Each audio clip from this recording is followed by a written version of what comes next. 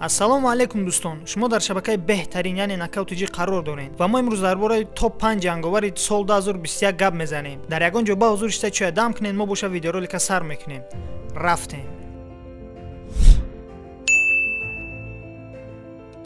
ва пеш аз сарчавии видео дӯстон мехоҳам бигӯям ки ин танҳо фикру ақидаи шахсии ман аст ва аз ҳамаи шумо хоҳиш мекунам ки инро дуруст қабул кунед, чунки ҳар як шахс фикру ақидаи худро дорад. чӣ хеле ки ҳамаи мо медонем, аллакай аз имрӯз соли нави 2022 оғоз гардид ва мо бояд ҷанговари соли 2021-ро дӯстон интихоб намоем. Сараввал журналисти тоҷик Баҳриддин Ҷалолов дар ин бора як навори видеоӣ пешкаш кард. Марҳамат, видеоро тамошо кунед.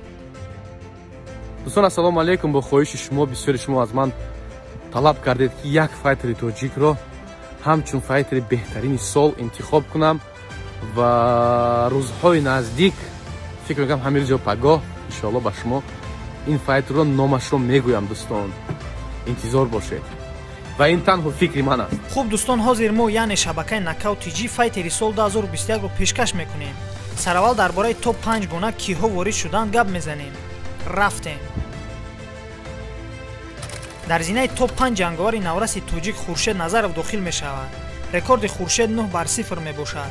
ӯ дар соли 2021 4 муҳориба баргузор карда дар ҳар 4тааш ғалабаро ба даст овардааст. 30 январи соли 2021 дар раунди аввал бо усули нокаути техникӣ Зелимхан Ашуркаевро шикаст додааст. Пас аз он санаи 12 апрели соли 2021 бар зидди ҷанговари қирғизи Табор Адилет Ашимов дар турнири Гран При Аса Young Eagles MMA бо қарори 11 доварон ғалабаро ба даст овардааст. пас аз ин набарди сеюми Хуршед Назаров санаи 16 августи соли 2021 бар зидди ҷанговари Чечени Табор Анзор Элгараев дар сеюм раунди набард бо қарори 11 доварон Хуршед Назаров ғалабаро ба даст овардааст. Пас аз ин дар финали Гран При Аса Young Eagles 23 дар муҳорибаи 5 раунда бо қарори 11 доварон бар ҷанговари Чечени Табор Асвад Ахматов Хуршед Назаров ғалабаро ба даст овардааст. ӯ якумин соҳиби камарбанди Аса Young Eagles гардид. ҳамин тавр дӯстон 4 ғалаба дар корномаи Хуршед дар соли 2021 яъне соли пурбарор ва муваффақ ҳисобида шуд. дар топ 4 терминатори тоҷик Фаридун Одилов меистад. Фаридун Одилов дар соли 2021 ду муҳорибаи калони пурсару садо пешкаши мухлисони худ кардааст. 9 феврали соли 2021 терминатори тоҷик Фаридун Одилов бо ҷанговари рус Сергей Калинин дар ташкилоти нав ташкилшуда яъне Eagle FC баромад карда дар раунди 4 бо усули буғӣ кардани рақиб ғалабаро ба даст оварда чемпиони ташкилоти нав гардидааст. Пас аз ин муҳориба дар куномаи варзишии терминатори тоҷик истодагарӣ яъне пауза бисёри бад буд. ҳамчунин ӯ бояд дар турнири UFC 39 бар зидди ҷанговари бразилӣ Марсио Сантос набард мекард, аммо бинобар аз сабаби бисёрвазнии рақиб Фаридун Одилов аз ин муҳориба даст кашид. пас аз ин истодагариҳо ташкилоти Eagle FC барои чемпион рақиби мувофиқ намеёфт. ҳамин тавр дар турнири охирони ташкилоти Eagle FC ки рӯзи 10 декабр дар шаҳри Москва баргузор гардид, ҳамин тавр дар раунди аввали муҳориба Фаридун Одилов бо усули нокаути техникӣ ғалабаро ба даст овард ва аввалин бор камарбанди худро муҳофизат кард. ба фикри шахсии ман соли 2021 барои Фаридун на он қадар соли хуб буд дӯстон, чунки истодагариҳо хеле зиёд буданд ва ин истодагариҳо барои чемпиони як ташкилоти калон хеле зарар дорад. шумо дӯстон фикрҳоятонро дар зери видео оиди Фаридун Одилов нависед, мо бошад давом медиҳем. дар топ 3 мо ҷанговари тоҷик Самандар Муродовро тасдиқ кардем. соли 2021 барои Самандар соли хуб буд дӯстон. Самандар низ дар соли 2021 ду набард баргузор карда чемпиони ташкилот дар вазни 77 кг гардид. ӯ муҳориба якуми худро 19 марти соли 2021 дар турнири Eagle FC 34 бар зидди ҷанговари доғистонӣ Абдураҳман Алимагомедов баргузор карда бо қарори 11 доварон дар 3 раунд ғалабаро ба даст оварда буд. пас аз он барои Самандар муҳориба барои камарбандро пешниҳод карданд ва ӯ ба ин розӣ шуд.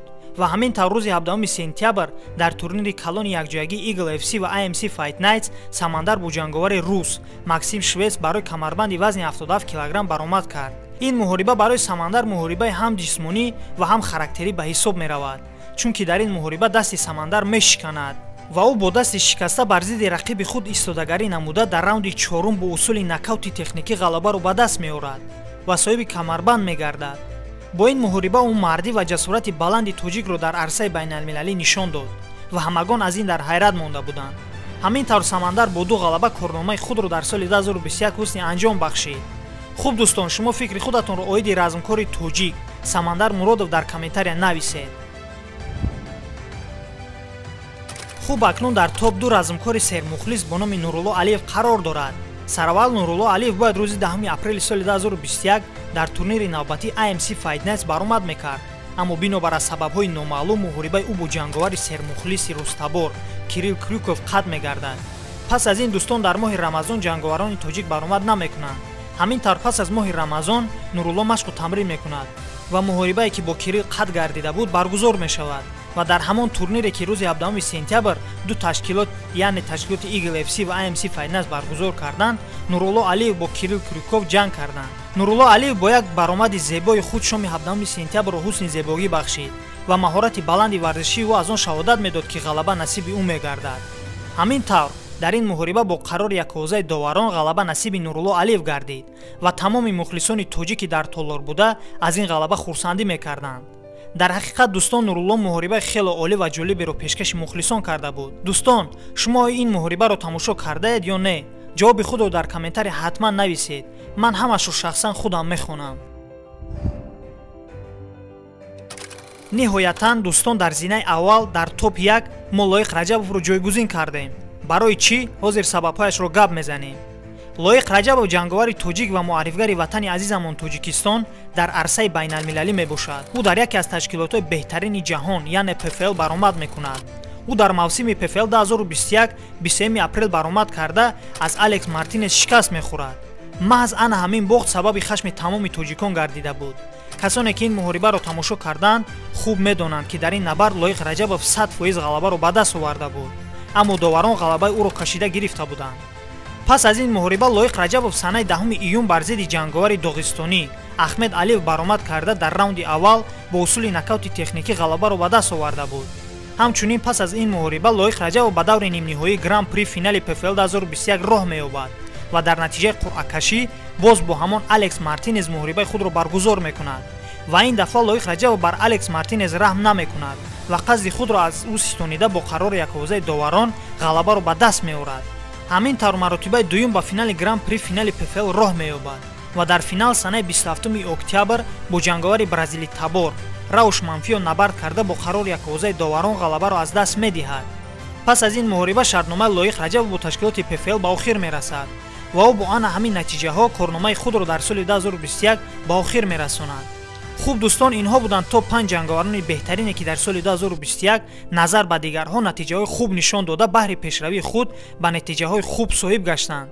пас аз ин ҷанговарон дӯстон дар зинаи шашум қарор дорад Муҳаммад Наимов, Муин Ғафуров, Шараф Давлатмуродов, Азам Ғафуров, Сарвар Ҳамидов ва ғайраҳо. хуб дӯстон, ин танҳо аз рӯи фарзияи шабакаи беҳтарини варзишии Нокаут TG мебошад ва аз ҳамаи шумо хоҳиш мекунам ки ин натиҷаро дуруст қабул кунед.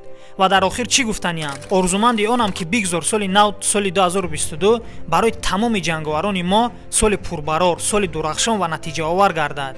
ҳамчунин дӯстон, аз ҳамаи шумо хоҳони онам ки баҳри пешравии шабакаи мо лайкро дареғ надоред, чунки лайк мондан бепул аст. ва агар шумо то ҳол ба шабакаи мо обуна нашуда бошед, ҳатман обуна шавед, чунки мо боз якчанд барномаҳои навро рӯзҳои наздик пешкаши шумо мегардонем.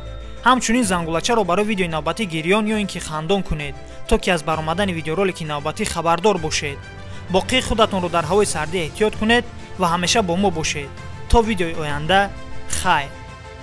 Ay Tojikistan, hamadan salom, mardoi loi, bachoi Tojik, ay Tojikistan.